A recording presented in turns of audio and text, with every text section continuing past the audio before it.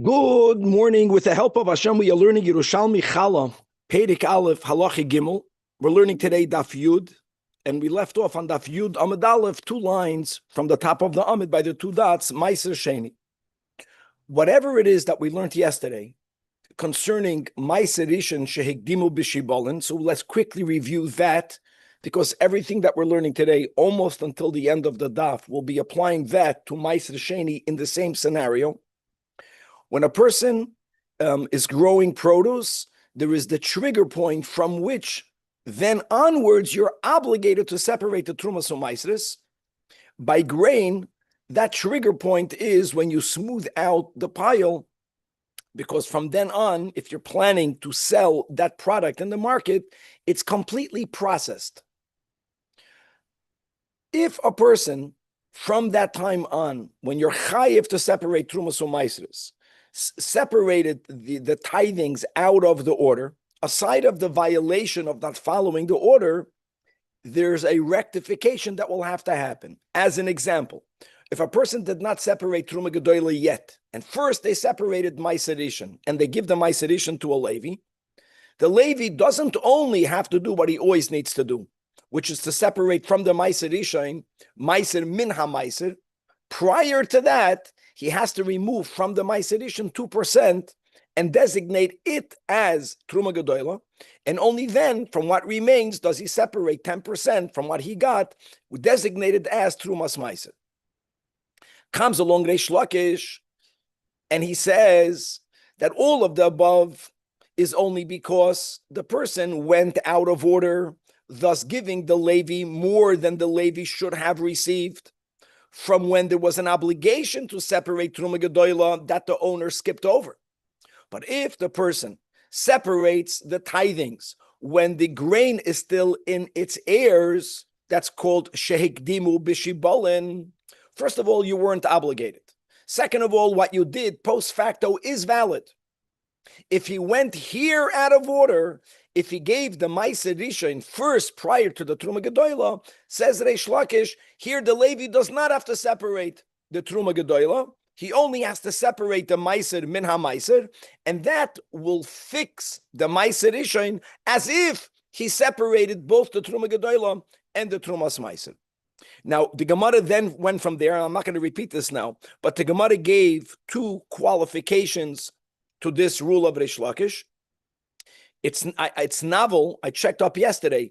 The Rambam does not paskin like either of the 2 qualifications, because the way the Achronim explained Shitas Rambam, since what we learned yesterday is Taka not written in the Bavli, the Rambam understood that Bavli argues with the Yerushalmi. It doesn't accept neither of the 2 qualifications, and here the Rambam paskins like the Bavli. Parenthetically, by the Rambam, it would not be accurate to say for the Rambam, Bavli, Yerushalmi, Halachic Bavli. There's so many exceptions to that, I don't even know if it's a rule for the Rambam. But regardless, the Rambam, what we learned yesterday, we never learned together in my memory at all. But the 2 qualifications is not important for today's daf. What's important for today's daf is the next stanza in the Mishnah. The Mishnah is going through items that are exempt from Maasros, but have to have challah removed from it. And where are we up to? Meiser Sheni or Hegdish that was redeemed. Now that they were redeemed, they are exempt from Maasros. And we spoke out yesterday, that is because they were still unredeemed when the Meruach was done. Nevertheless, challah has to be removed.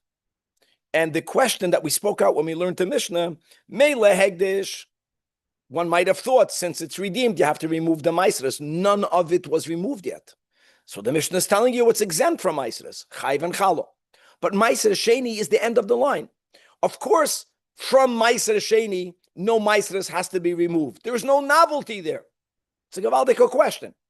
I get it. Meiser Sheni, Shenivdu, we'll see whether the Shenivdu goes on the Meiser Sheni or not.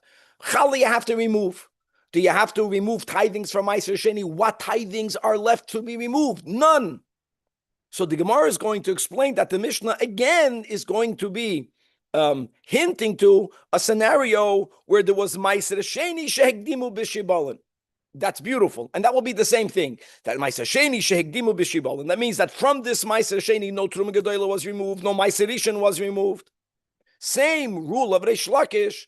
If a person would have removed Meiser Sheni after the Meruach, then you would have to remove from the Meiser Sheni Truma Gedoyla 2% of it, and then 10% of it, and then the remaining would mean Meiser Sheni.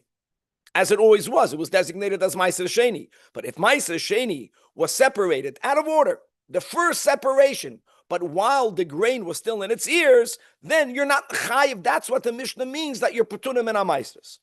Okay, now what we will have to discuss, we're going to go back to the machlokes that we learned in the previous Masechta, machlokes Rabbi Meir and Rabbi Yehuda, whether Meiser Sheni is mammon gavoya or mammon hedyet. That will have everything to do with whether you are obligated to separate Meiseres from Meiser Sheni prior to redeeming it. When it wasn't Shehekdimu B'Shibalim, are you chayev to separate? If it's Mammon Gavoya, you will never separate Truma Gedoyla and Meiser Rishon from Meiser Sheni, because you only separate Trumais or tithings from product that belongs to a commoner. So that's going to be the first topic. The other topic is going to be what's going to be the halacha if Meiser Sheni was kneaded into a dough prior to it being redeemed. Don't forget that just like the Meruach is the trigger point, that's Mechayev Meiseres, kneading flour into water is Mechayev Chala.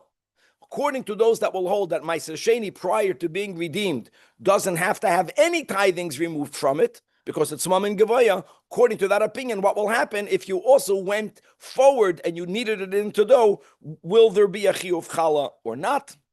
We're going to have, it's a very loaded daf today. Let me just share one amazing conclusion the Gemara is going to have. Think about this. If a person has truma and it gets mixed into chulin, completely rectified chulin, so we know the rule, midoiraisa batal beroiv. Midrabanan, you need a ratio of 100 to 1. And if it doesn't have that ratio, all of the mixture is called the miduma, which means a non-kohen cannot eat it. Now listen to my case. You separated challah, and you have now dough that's rectified.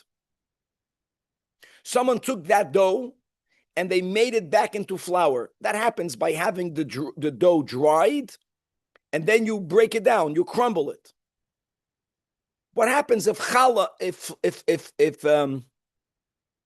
if unrectified got mixed into that? What happens if actually challah got mixed into that? There's going to be a question whether that becomes like meduma, and then the halacha would be that a non-kohen cannot eat it, or since it got mixed and when it was back in its flour state, flour never has to have anything removed from it. Even though challah got mixed into it, it's going to become nullified. Obviously, there has to be a bittul beroiv, but we will never apply the concept of meduma onto flour. That's going to be something very gavaldic. If we'll have enough time, then we're going to focus on the next case in the Mishnah. The Mishnah was speaking about here, there was a machlokes between the Chachamim and Rabbi Elazar. If you have grain, shaloi hivi shlish, for sure you're putting me meisres. The question is it chayiv and challah? I know it might be inferior flour, doesn't matter. So the Chachamim hold also chayav and b'challah. Rabbi Elazar holds it's even exempt from challah, and we're going to have, the Gemara is going to give you the sources for all of these opinions. But Chavre Daf Yud Amud Aleph, again, 2 lines from the top. The whole daf today again is going to be speaking about someone who anticipated Meiser Sheni now, prior to all the other tithings. If one did it after the Meruach, no way you can have that Meiser Sheni even in Yerushalmi. You have to remove from it the Truma Gedoyla and the Meiser Rishon. But using the rule of Reish Lakish, who only spoke about Meiser Rishon, we will apply that rule to Meiser Sheni. Meiser Sheni v'hekdesh nivdu, says the Gemara. The Gemara really is asking the question, what's the chiddush? That Meiser Sheni is exempt from Meiseres? Thank you. Of course, Meiser Sheni is the end of the line. It's like saying that Chulin Misukanim is Pturim and Meiseres. No, it's not Pturim and Meiseres. You gave the Meiseres. You gave everything prior to hitting Meiser Sheni. There's nothing that has to be taken after Meiser Sheni. Of course, it's exempt from Meiseres. So Rab Ze'era will add, in the name of Rabbi Yosi, in the name of Rav Chama Bar Ukva. That's one line, one shalshelish. Then there is the same from another line. Rab Hillel, Ben Hollis, look at these names. Mati Ba B'Shem Rabbi Yehuda. De Min Hada. From this Mishnah we can learn that Ma'aser Sheni Sheikdimu B'Shibalim, you went out of order. But you went out of order by first designating Ma'aser Sheni, separating 10% from everything. So you have actually a lot more Ma'aser Sheni that you should have had. But you didn't do it from the moment of Chiyuv. You didn't do it when what was in front of you is called halachic tevel. It wasn't even called tevel yet. Here, you don't have to rectify the Ma'aser Sheni. Guys, the rest has to be rectified, but not the Ma'aser Sheni. Potem Truma Gedola and Min HaMaiser and Ma'aser Rishon. This is very similar, mamash. This is basically taking the rule of Reish Lakish, applying it to Ma'aser Sheni, and thus explaining the Chiddush of the Mishnah. Okay. So Atkan, whoever learned yesterday, learning, or even if you join now, okay, very nice. Hold on. Says the Gemara, when do we say that indeed this Ma'aser Sheni is completely exempt? That's only if the Ma'aser Sheni remained Ma'aser Sheni prior to you redeeming it.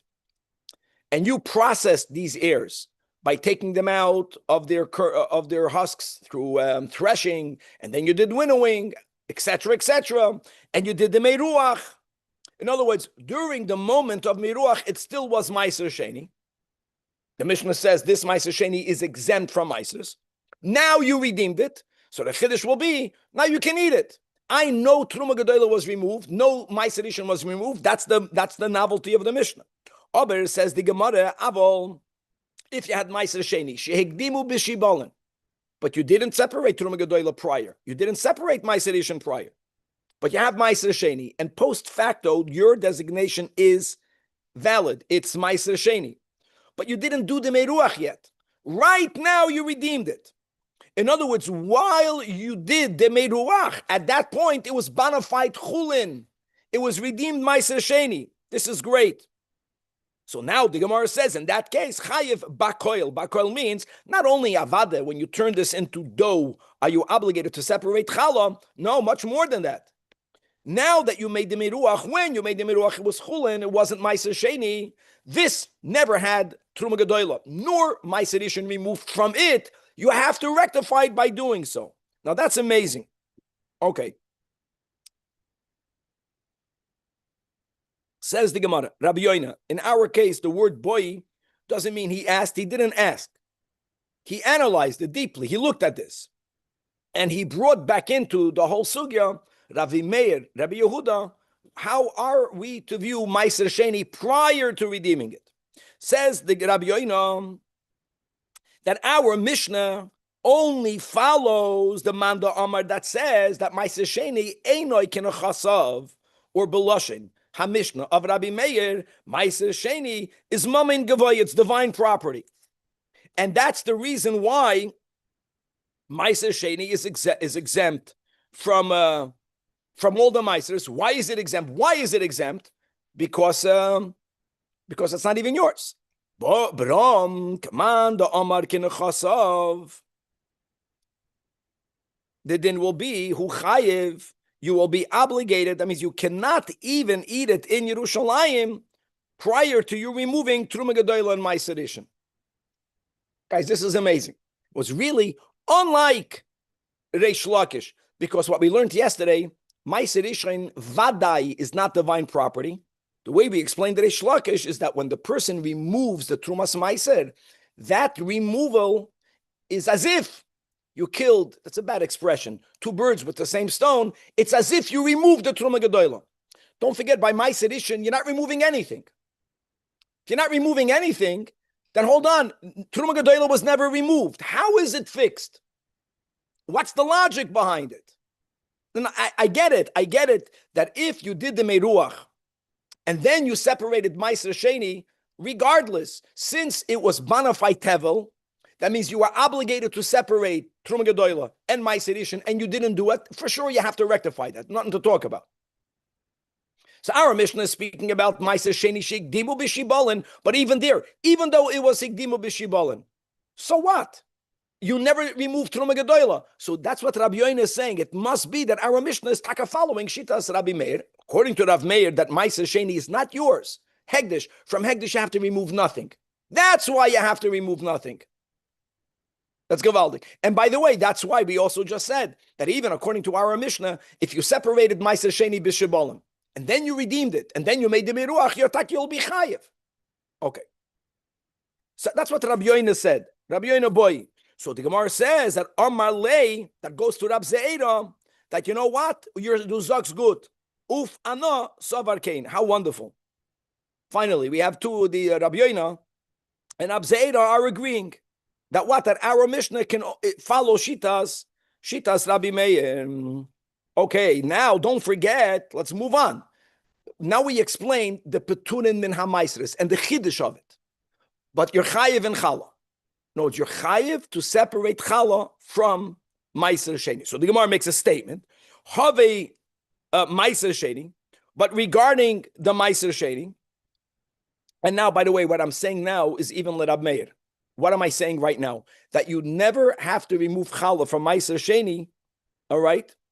I'm sorry, that you have to separate Chala from Meiser Sheni, but hold on. Let me tell you something, Aviv. Do you have to separate Chala from Truma Gedoyla? No, you don't. No, you don't. Do you have to separate Chala from Hegdish? No, you don't. According to Rabbi Meir, if our Mishnah follows Rabbi Meir, in other words, we hold Meiser Sheni's divine property, why do you have to remove Chala? Must be you have to remove Chala after you redeemed it. That's what Have Meiser Sheni Hoyel v'chol Alma Moide Kshuken Echasov. In other words, even Rav Meir holds Meiser Sheni that was redeemed. You have to add those words. Now that you redeemed it, it's Kenachasav. That's why our Mishnah writes, and don't forget, our Mishnah is going even let Meir, right? It was even according to the Shita that holds Meiser Sheni is Mam and Gavaya, that's only before you redeemed it. Now that you redeemed it, you're going to be Chayiv. And what's the Vart? The Vart is that if it would have been exempt at the moment of the trigger for Chala is the needing, that's a whole different story. If you did not yet redeem it when you needed it, you would be exempt, according to Rav Meir, from removing Chala. But you redeemed it before you needed it into dough. When you needed it into dough, that's the main moment. Right now it's Chulin. If it's Chulin, you have to separate. You have to separate Chala. Okay. Now, what happens if Meiser Sheni, according to what I just said, was needed into dough before it was redeemed? What happens if Meiser Sheni, forget about Sheikdimu B'Shibolim, stop, you have Meiser Sheni Aviv, and you needed it into dough prior to redeeming it? That means when the trigger of Chala came in, it was Meiser Sheni. What would you think? Are you chayiv to separate Chala or you're not chayiv to separate Chala? This again will depend on Machlekes Ramein and Rabbi Yehuda. If Meiser Sheni is Mamoin Gavoya from divine property, no Chala needs to be separated. Reishis Arisoy Seichdem. That's it. So says the Gemara, Have Pligahi. It comes out from the way we explain the Mishnah. According to Rav Meir, chayev b'chala because you redeemed it prior to making it into dough. Which means that if you would have made it into dough prior to redeeming it, this again would be subject to the machlokes. That what? Man the Amar chayev, that goes to Shitas Rabbi Yehuda.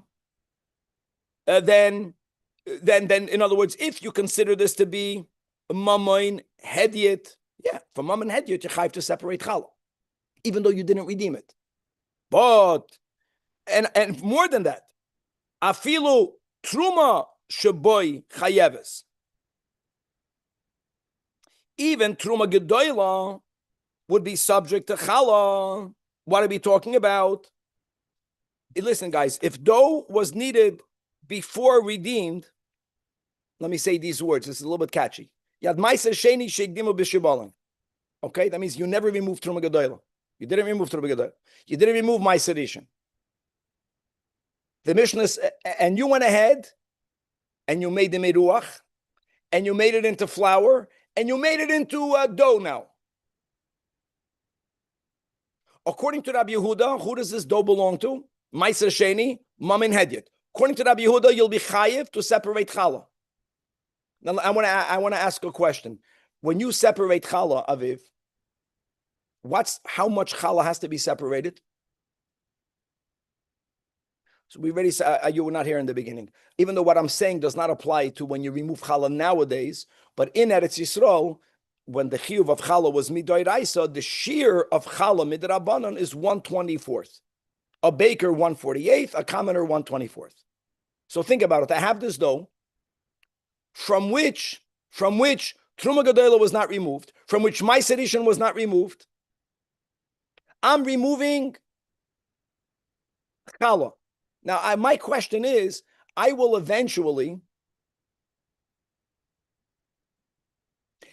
when I remove 1/24th, I am not discounting that which should have been Truma, that which should have been Meiser Rishon, and from the remainder, taking out 1/24th. I don't do that. I take 1/24th even from the Truma Shabai. That's the meaning, Afilo Truma Shabai Chayeves. It doesn't mean that you have to remove Challah from Truma. But in the case where you are exempt from taking out Truma Gedoyla, but there's 2% in it that should have been Truma Gedoyla. And nevertheless, according to Rabbi Yehuda, that holds that Ma'aser Sheni is Mamin Hedit, and therefore it's Chayev and Challah. You remove 1/24th from everything. Umanda Amar Pater, which is according to Rabbi Meir, Afilu Chulen Shabai Peturim. The irony. Not only don't the opposite direction. He holds that no challah has to be removed at all. So it's minakotze ala kotze. If you're chayiv and challah, you're chayiv to remove a 24th from everything. And that's the whole novelty of the Mishnah. That you're takach ipatim in hamaisris. You don't have to remove truma gedoyla. So oibazo, you have to remove 1/24th from everything. According to the opinion, not our Mishnah, that holds. In other words, according to the opinion, not our Mishnah, that you're chayiv to separate, you have to separate a 24th from the whole dough. According to our Mishnah, which is Rabbi Meir, who holds that Ma'aser Sheni prior to redemption doesn't have to have anything removed. It doesn't have anything. No challah has to be removed at all. Not only we deduct the Truma Gedoyla, the Ma'aser Rishon. No, zero. Why? Because it's Mamain. Because it's Mamain Gevoyam. Continues the Gemara. That Manda Amar Chayev, now that we established that our Mishnah only follows Rabbi Meir, which means according to Rabbi Yehuda, if a person was Shehigdimu Bishibolin, you separated Meiser Sheni prior to Truma Gedoyla, prior to Meiser Rishon, the din will be that you will have to separate from it those tithings. Then I want to know, you had Meiser Sheni, from it you're going to remove 10% from Meiser Rishon, 2% Truma Gedoyla, 10% Meiser Rishon. Can you take that Meiser Rishon and declare that it should become Trumas Meiser on the Levi's other Meiser Rishon? Could you do that or not? What's the question? Why would you not be allowed to do it? Don't forget that this is a product that never became tevel. Maybe you can argue when something becomes tevel, and therefore it's Meiser Rishon, exempted the tevel from the problem of that there was no Meiser Rishon removed from it, bona fide Meiser Rishon. That Meiser Rishon can become Trumas Meiser, all of it. Either take from it 10% or declare all of it becomes Trumas Meiser. But now that we said that our Mishnah only follows Rab Meir, according to Rabbi Yehuda, you'll be chayiv to remove from this Meiser Sheni, Truma Gedoyla and Meiser Rishon. But don't forget, you took the Meiser Sheni, you separated the Meiser Sheni Bishibolin. Maybe you can argue that at Meiser Rishon, that never came from Tevel, can never become Trumas Meiser for other product that came from Tevel. That's the Gemara's question. Manda Amar Chayiv, what were to happen if Asoi Trumas Meiser al Marke Macher? Ma'at Avad Law. How would you consider it? And there are two ways of looking at it. And the Gemara says beautiful words. Do we view this Meiser Sheni, according to Rabbi Yehuda, Ki Godish Shenitma? What would that mean? What happens if you have a stack that had Truma falling into Chulin? And the din is it becomes Miduma that needs to be rectified. So maybe, even though you separated the Meiser Sheni Bishibolim, According to Rabbi Yehuda, that you have to remove from it Truma Gedola and Meiser Rishon. Prior to its removal, it's considered meduma. If it's considered meduma, then you could say it's considered tevel because you can't eat it. That's a good thing, because if it's considered tevel, then when you designate from it the Meiser Rishon, this Meiser Rishon came from tevel. Then you would be allowed to use this Meiser Rishon as Trumas Meiser for other Meiser Rishons for the Levi. Or that's one way of looking at it. Or Daf Yud Amid Beis, should we look at this Shibalin that are Meiser Sheni L'Rabbi Yehuda, not our Mishnah, that holds that you are Chayiv in Meisres? Should we look at it like an Isa Shenidma? I spoke out this in the intro, that if you have flour that got mixed with challah, how did you mix challah? Because you took the challah itself and you dried it out and you made it into a flour, into a powder. And you mixed it with flour. No, guys, flour is never chayiv in challah. Flour. When are you chayiv to separate challah? Dough. The halacha is that you don't have to separate. We don't view that as meduma. We don't. So maybe we should look at these shibalim like an isa shenidba. It's not considered tevel, even though Rabbi Yehuda you have to remove the truma gedola and the meiser rishon, but you can't call this tevel. And if you can't call it tevel, you can't call it a mixture. So even though you have to remove meiser rishon, it's not coming from tevel. The Gemara is saying that if the meiser rishon that you were to take out of the shibalim are not coming from tevel, this meiser rishon can never be transformed into trumas meiser for the Levi's other meiser rishon that came from tevel. Gewalt. That's the kasha, and keminag Yerushalmi, this question is left unanswered. But what we just established as a fact is that even though we have a concept of meduma, that means if I have rectified chulin, into which truma falls, if you don't have the ratio of 100 to 1, a non-kohen cannot eat it. If you have challah, which is like truma, that you made into a flour, and you mixed it into other flour, now that flour is not tevel yet. That flour is not chayiv and challah. The chiyuv of challah is only when you make it into a dough. Even though that flour has in it challah, real challah, it doesn't become a duma. There is no prohibition for a non-kohen eating that. Now, guys, make no mistake. When you turn that flour into a dough, you got to remove the challah. Like every time you turn flour into a dough, you got to remove challah. But challah is not midameya flour. And the Gemara wants to.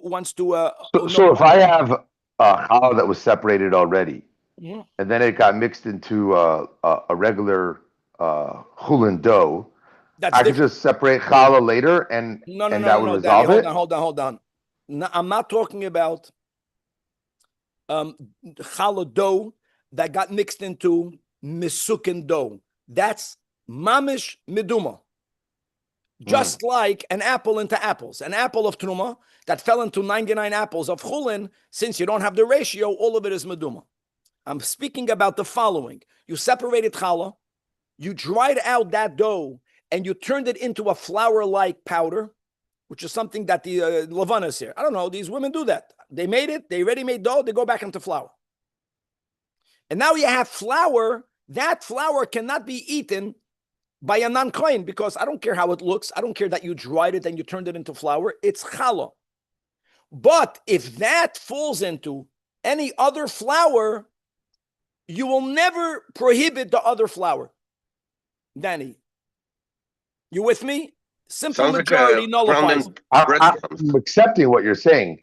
I'm not saying that I rationally understand the difference. I understand. The Gemara wants to know flour or whether it was still in the dough. But the big difference is that dough is something that's subject to challah. So even if I have dough that already had challah removed from it, but dough is something that's subject to challah. Flour is never subject to challah. That's the connection. It's like shibalin. Shibalin is not subject to tithings at all. That's why Reish Lakish says that Meiser Rishon shehigdimu b'shibalim. That's why we learned today Meiser Sheni shehigdimu b'shibalim. At least according to Rabbi Meir, Meiser Sheni's mom and Gavoya, you don't have to remove anything from it because it's not tevel yet. Shehigdimu b'shibalim. That's why the Gemara says. But if you went ahead and you redeemed it and then you made a miruach, you will be chayiv, even according to our Mishnah. It's important. So says the Gemara, Rabbi Yechanan Amar, Anabi Isay. I asked the following question, and it wasn't only I. Rabbi Yoshia also Amar Anabi Isa. Why? Ma bein gadish and nitma. That we say that if you don't have the ratio of 100 to 1, even though you have on one hand 99 apples chulin, but if you have one apple truma, so then it's going to be midameya it. It's going to be considered a mixture which a non-kohen may not partake of. Why should that be different? Le'isa shenitba. But this is the case that I'm giving. If you have dough that you turned back into flour that got mixed into other flour, why should that not become a meduma? You have challah mixed into it. Why is it that Godish nidma at Omar Chayiv, Isa shenidma ad Omar Peturam? Answers the Gemara. Rab Tanchuma b'shem Rab Chuna says the following. That will be the explanation. Godish nidma, when you have a stock, even of unprocessed grain, why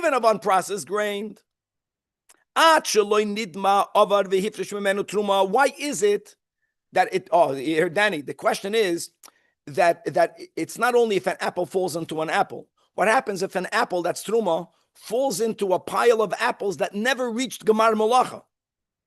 It will also make that into meduma.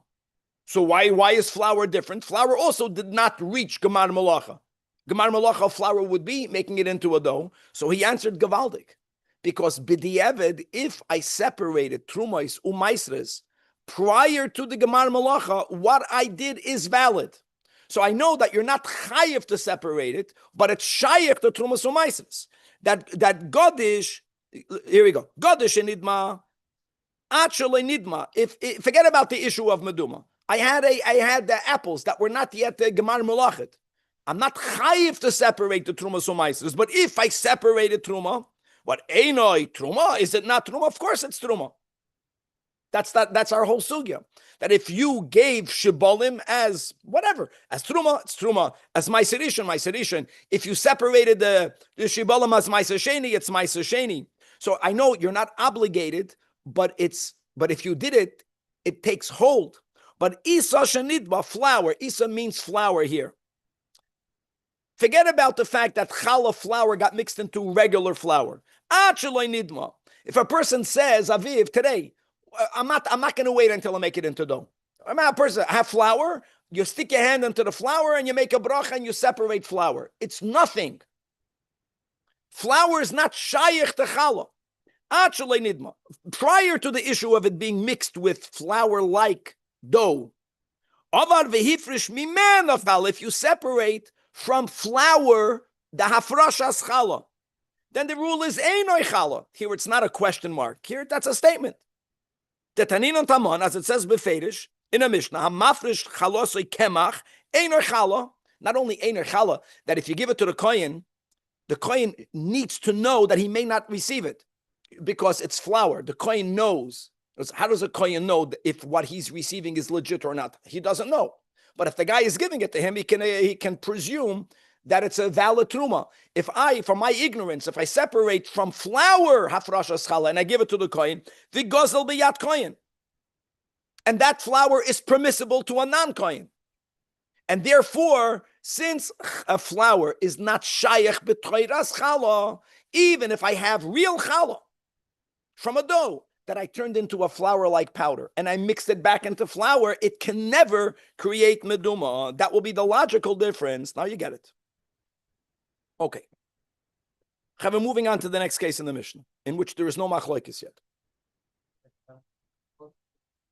If they're like before they're and shaking or vishy ball, and then you could separate truma? More than that, just to aviv, that if I have truma, I don't care if that apple was after Gemar Malacha Truma, or if I chose to separate the apple before the Gemar Malacha by apples. What does the Mishnah say? When you gather them in a basket, when you cover the basket, whatever the final step is when you sell it in the market.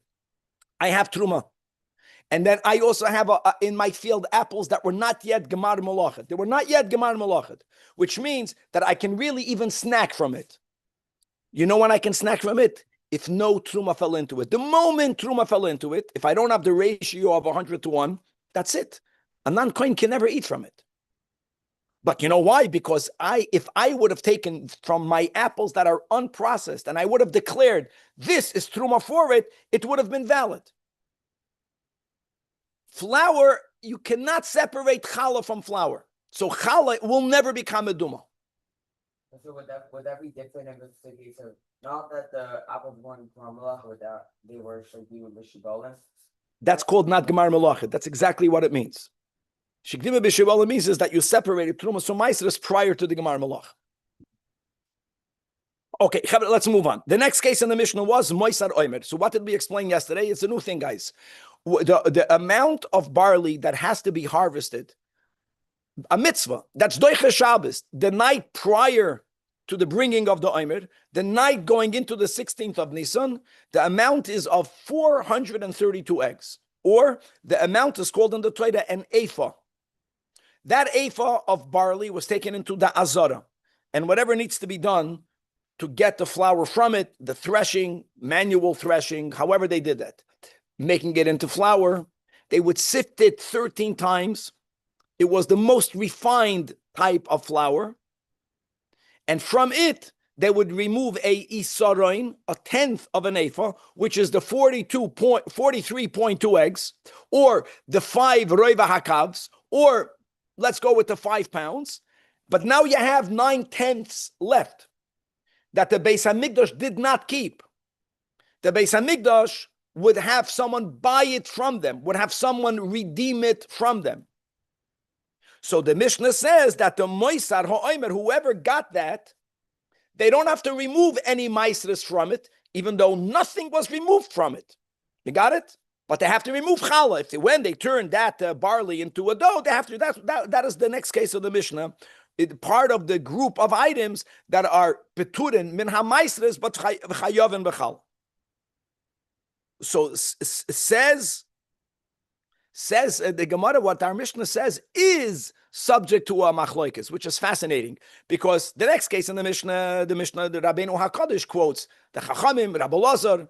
Here there is a Rabbi Akiva. Why didn't Rabbi quote him? I don't know. The Gemara doesn't go there. The Gemara wants you to know that our Mishnah does not follow the Rabbi Akiva.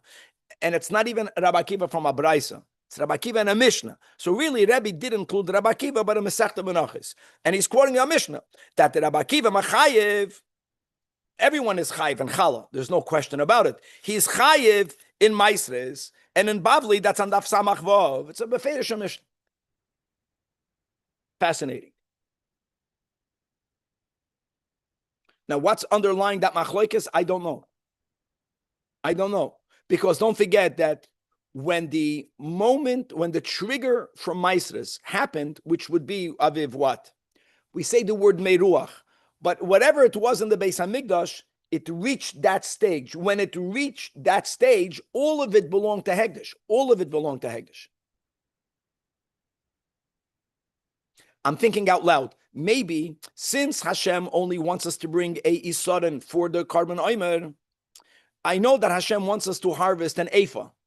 But from the outset, we knew that 9/10 is going to be redeemed. Maybe this has to do with Bereira.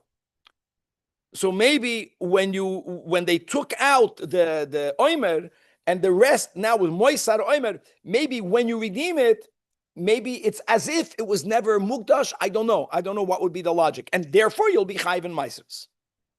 Yesh Bereira, ein Bereira. Maybe there's another rationale behind it. Okay, guys, the next case in the Mishnah, which is the final case of this category of the items that are peturin min ha-maasros, but chayovin b'chala, here the Mishnah writes a machloikis, that if you have tfuah, that you harvested it way premature, it didn't even reach its shlish stage. So the Chachamim hold, you're chayiv to separate challah, but you're patur min ha-maasros.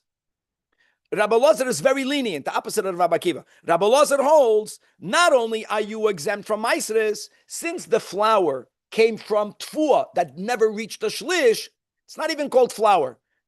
Maybe, and therefore you're patur min ha-challah. That's the mission. My Tama de Rabbanan. Now, my Tama means not the logic. What's the source? And it's going to be very interesting how where the Gemara is going with this. Listen. So first of all, the Chachamim who hold your chayiv in challah. Where do they get that from? Because the Torah uses the word lechem, which has nothing to do with chametz. The word lechem simply means bread. Regarding the matzah of Pesach, this is a pasuk where it says, Lo soichal olav chametz, shivas yomim, toichal olav matzois, lechem. A pasuk. No, it's the Torah calls matzois lechem, gzeira shava. The word lechem is written by Challah in Shalach. V'hoya ba'acholchem mi lechem ha'aretz. Okay, now, Aviv, if someone has flour from any of the 5 grains that were harvested before it reached the shlish, they made it into flour, and they put water into it, and they let it sit, is that called chametz? That's the question. The Chachamim hold, yeah. It leavens. It's called chametz. And therefore, anything that could become chametz could be used for the mitzvah of matzah that we had before. Goes together. Lechem teaches you, since this is a flour from which you can make matzah, or God forbid, if it became chametz, you'll violate the isur kadas of eating chametz. Lechem, this lechem is also lechem from which you have to remove challah. Ma lechem sheneh Pesach. Anything, any davar from the 5 grains, shubalidei matzah v'chametz, and it's a given now in the Gemara that even though this flour came from a grain shaloi hevi shlish, so what? It could become chametzdik, so it's kosher for the mitzvah of matzah. So you'll be chayiv. Af lechem sheneva b'chalo davar shubalidei matzah v'chametz. We had that before, and therefore, just like this immature grain could be used for the mitzvah of eating matzah, you're chayiv to separate challah, lechem, that's the chachamim. Now, my Talmud Rabbi Eliezer, they're very lenient. Everyone agrees it's pater min ha'maisros. It's not called tfuah. Why is it? And he says it's even pater min ha'challah. He has another limud. My Talmud, because it says regarding challah, ketrumas goyren kein torimo oisa. We quoted that pasuk. Oh, ma trumas goyren. Maisros. Trumas goyren is what you have to remove from the threshing floor. Everyone holds that tfuah shaloi hivi shlish, even if you bring it to the threshing floor, even if you make a meruach, you don't have to separate maestras from it. It's not, because it's very immature. It's not real grain. Ma trumas goyim is only mi peirush hivi shlish. Challah is ketrumas goyim. You're only chayev avzu only mi peirush hivi shlish. Now daf yud aleph. So now hold on. What would Rabbi Elazar do with the lechem? Now, one answer would be he doesn't hold. He never received that. So the Gemara says, no. There is a lechem. Adarabba, the lechem is another source why you are exempt. Notice we were making a presumption that if you have flour, mitfua, shalei hivia shlish, you can fulfill your mitzvah. Says the Gemara, Ashkach Tani b'Shem Rabbi Eliezer. We find a brayso. We know that brayso was taught by the Tana Rabbi Eliezer, who says together that when you have tfuah, when you have flour from tfuah, shaloi hivia shlish. First of all, the brayso says what we have in our Mishnah, ein chayevas b'chala, and the ein adam yoytze ba yedei chavasa b'Pesach gevaldik. Indeed, he holds that you cannot fulfill your obligation, because he holds that does not become bona fide chametz, and something that doesn't become real chametz cannot be used for the mitzvah of matzah. And there is no machlokes in mitzias. We already had this a few daf ago. It's a machlokes how to define halachically the incomplete, the inferior leavening that happens with such a flour. There's no doubt that such a flour is inferior, vadai, which is why you are exempt from maasros. But it's also inferior to the point where the chimutz is minimized, is lessened. How do you view that? Machlokes Chachamim and Rabbi Elazar. It's amazing that Rabbi Elazar normally is Beis Shammai, Shamutei. That means he's more machmer. And it's always that way. And he's the one that's more lenient. He holds that it's not considered chametz. In other words, how do you view a person who's a little bit arrogant? Abyssal. It's also stricter. Also, he says that would not be if you made matzah out of it, you would not be to the mitzvah. I know that, but it all comes from the leniency. In other words, chametz is a bona fide chametz. The shminiya shebeshminiya is nishkan chametz.